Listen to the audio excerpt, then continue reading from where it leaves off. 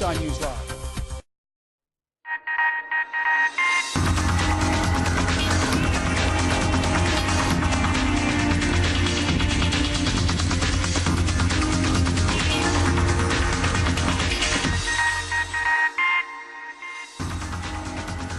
Hello and welcome to Your Career. Ahead on the show, we share job hunting tips for the over 50s and we'll get a glimpse behind the glitz and glamour of Mercedes Australian Fashion Week when we speak to designer Kim Ellery about her career. But first, sitting is the new smoking and your chair is set to kill you according to the latest research. In Australia, we spend as much as 80% of our workday sitting. It's taking years off our lives and making a significant contribution to our current health crises: heart disease, diabetes, obesity and back pain. Today on Your Career, we're talking about ergonomics, healthy bodies and how to get some much needed physical activity into your desk job. Anna-Louise is the founder and director of Happy Body at Work and the executive director of PhysioSize. She joins us now in studio, along with Lara Stahlquist, Happy Body convert and senior manager of organisational development with the ASX. Welcome to the show today, ladies. Anna, I might kick it off with you, Anna-Louise, just in terms of the Happy Body at Work program. What's it all about? Tell us a bit about it. Okay, so basically, I started off as a physio, you know, and so you start off with people. I spend a lot of time with people coming in with their bad backs, bad necks, bad everything. From work.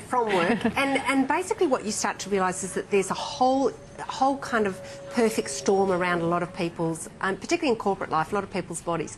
So what we've got is often it's not just how much they're sitting, it's how well they're sleeping, it's how much exercise they're doing, and then often like how much stress there is within the work environment that can often be the thing that just tips them over the edge. So Happy Body at Work really came about us saying, listen, let's have a bigger discussion about how do we all keep going at the rate that we've got to keep going. And you're also saying the way we sit at work can actually link to our tiredness and sleep patterns, right? Absolutely, absolutely. And a lot of the research now is showing that, you know, we always knew sitting was bad for your back, but now they're actually finding that the big link is actually around metabolism.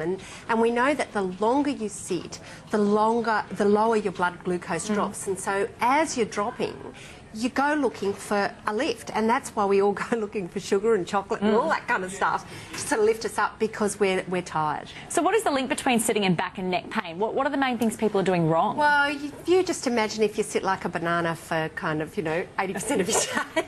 Eventually, if I built a building shaped like most of us sit, it would fall over. And really, that's the big problem. There's also some great research around the weight of our head. Our head weighs as much as a 4 to 5 kilo watermelon. So imagine if you had to balance a watermelon up the front of your body for most of the day. And there was some research that came out last week showing that the stress on that knob on the base of your neck when you slump is the equivalent of having 27 kilos at the base of your neck. Right, and I imagine that is what contributes to other sort of neck pain, bodily issues. Headaches.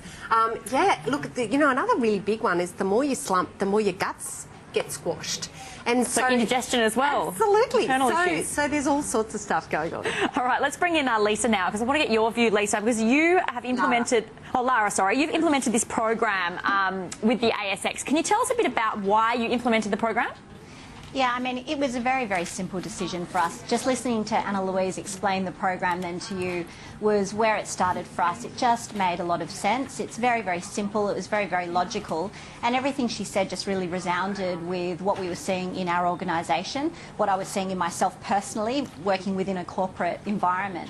And so it was a simple solution to daily habits and behaviours that were really going to benefit our staff and create a simple investment in our people that was going to help the whole picture. So not just who they are in the office every single day, but the entire person, which is really, really important to get the most out of the people you've got coming to work, but to also just create more of a positive working environment that's better for everyone, really. What's been the reaction to it in terms of the most popular aspects of it, Lara? Yeah, it's been really well received, and I think the opening line that you had around sitting is the new smoking has probably been the most well-received component. So throughout our offices now, you see people having clusters of standing meetings. There are people going on walking meetings. So we had a team session yesterday, and the first component of it was a lap out to the Opera House and back, because you're more efficient when you're actually walking and talking, and you actually get through an agenda much faster. So it's really important to see that visual presence of people standing around the office as a really simple gentle reminder about how you can do things really easily to improve your well-being and your overall health and fitness. Before we get into standing desks, Anna-Louise, I want to ask you a bit about the right way to sit at a computer, because obviously a lot of people don't have standing computers yet at their offices. So let's just focus on what is the best way to sit at a computer. Is there a certain sort of way we do it? Look, one of the simplest things that we talk about, because you've seen those old charts with 90 degrees and all that kind of stuff. The simplest thing to remember is this: if you're sitting at your computer, you imagine there's a light shining out of your chest, and when you slump, your light shines down to the floor, right? All you need to remember is to shine your light, as Captain Kim would say, shine your light directly at the computer whenever you're sitting. So as you're typing, wherever you are, just keep your light shining, because what happens is that as the day goes on, we slump down. Right. So we just say to people, sit back in your chair, shine your light, balance your watermelon, and off you go. What about the mouse? Where do you put the mouse? Where do you position it? The thing with the mouse is that often we have the mouse too far away. So you're leaning over. And that really drags on our neck. So bring your mouse in, bring your laptop in.